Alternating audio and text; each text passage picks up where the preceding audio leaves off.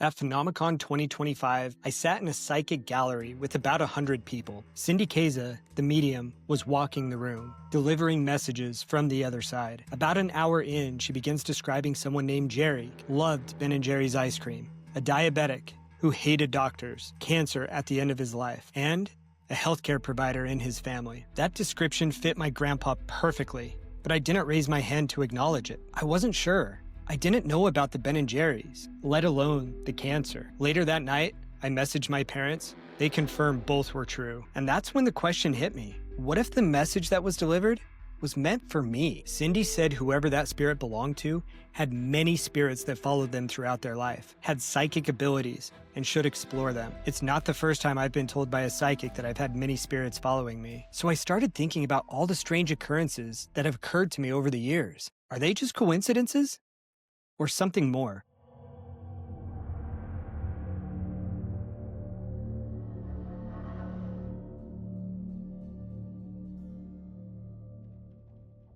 If you've ever been to a psychic gallery reading, you know the energy. The air feels heavy, and everyone's holding their breath, waiting for a message to be delivered to them. Part of me wanted that connection, and part of me didn't want to believe it was real. I'm a doctor. I believe in science. But I also make paranormal videos on YouTube, so I guess I probably fall somewhere in between science and spirit. But when my parents confirmed those details about my grandpa, it rattled me. Because how could she know? If even I didn't know, how would she be able to research that information about me ahead of time? Then her message about the psychic abilities started looping in my head. Was she talking to me?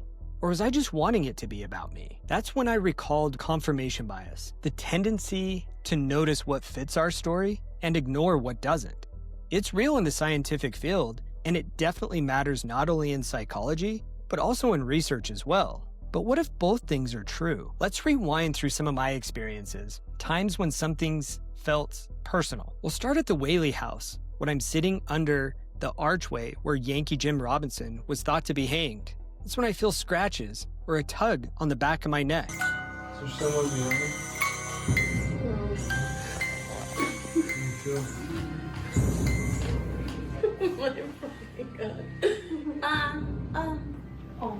Many men that stand underneath the archway begin to do this. A few seconds later, a red mark develops from your ear. That's the rope burn that Yankee Jim sustained on the day of his hanging. Coincidence or connection? How about at Peteetneet Cultural Arts Museum when I was filming near where a Purple Heart was located? After the fact, we found out that Purple Heart belonged to George Melvin Close, who died suddenly after a bombing on the Navy ship he was on. In the old chest there. You did? Mm-hmm.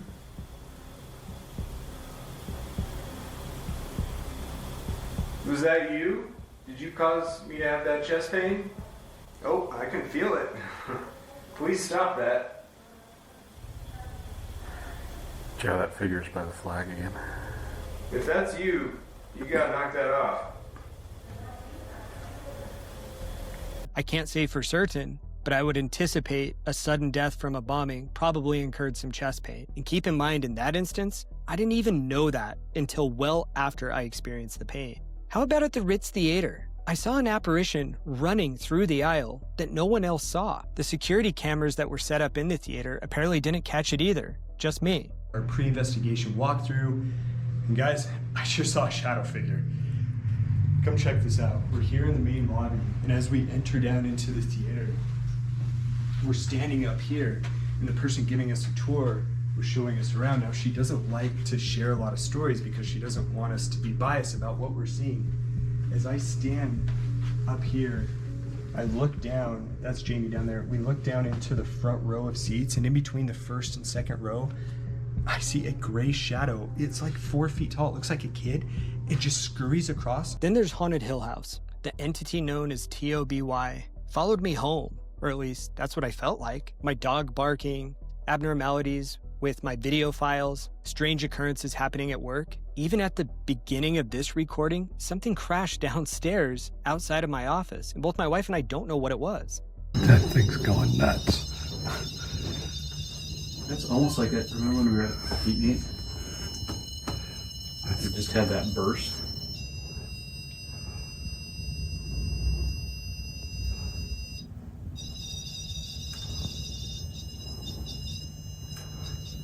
wonder if the music box is somehow interfering with that or something, because it's pointed the same direction.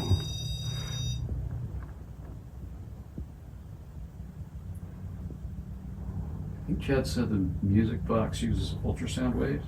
See, now it stops. Yeah. It's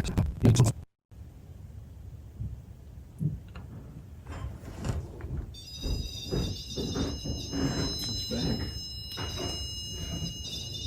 If it was a music box, it wouldn't pop like. Then there's Bethany's home sweet haunted home. While sitting in the front entryway, I smelled cigar smoke inside of the closet. Jason was sitting right next to me. He didn't smell it. And come to find out, one of the spirits that is thought to roam that house was known for smoking cigars. It's over here. It's like a little must.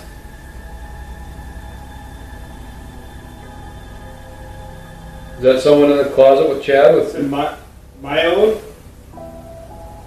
Oh, there's strong smell. Oh, I've got goosebumps. It's very musty. Is someone in the closet with Chad? Or at the Idaho State Penitentiary, when I was in solitary confinement, spirits seemed to be calling my name directly through the spirit box. So much so that we don't even use that spirit box anymore because we firmly believe that there was some sort of AI that had to have known my name and called my name out through the spirit box. But while inside of there, I got a sudden fit of rage. I don't know where it came from. Whoa, just hit your back. Oh, already have chills. Yeah, my name's Chad. I've been here before. I just...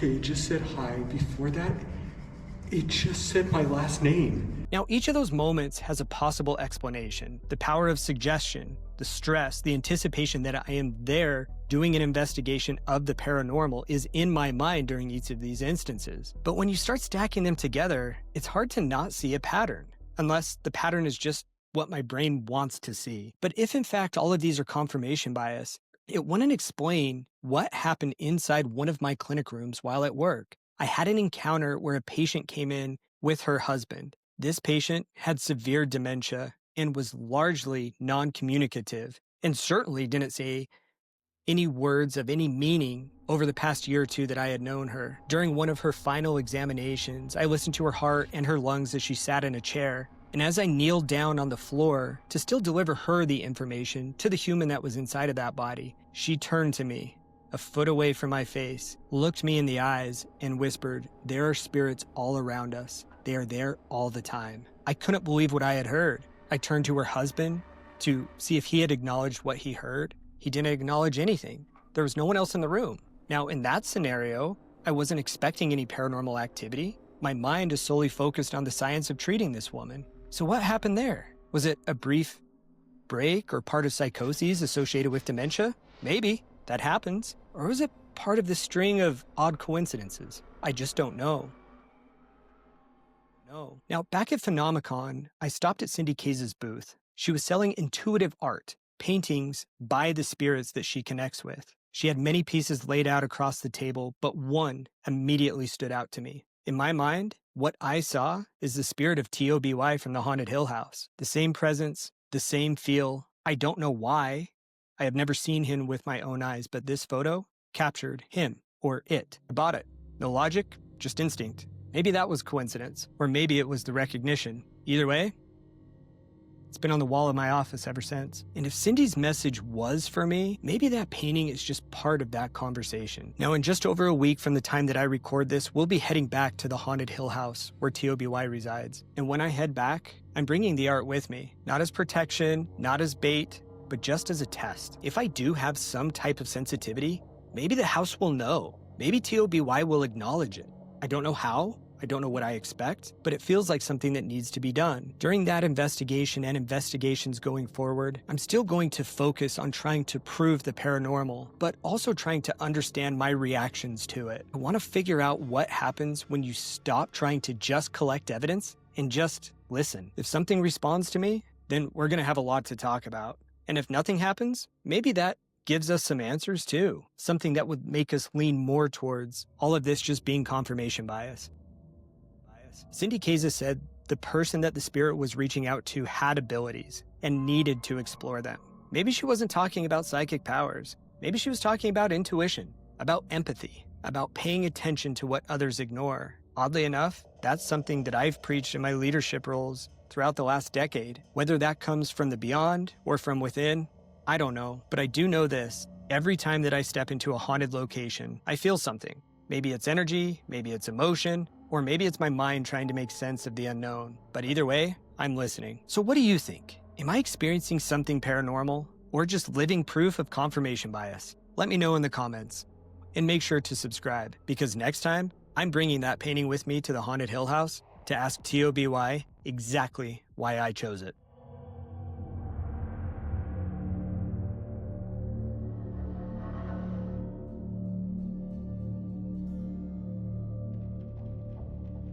Waiting for a message to be delivered to them. Part of me wanted that connection. And part of me didn't want to believe it was real.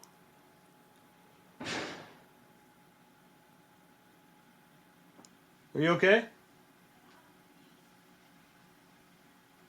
Did you say that was you?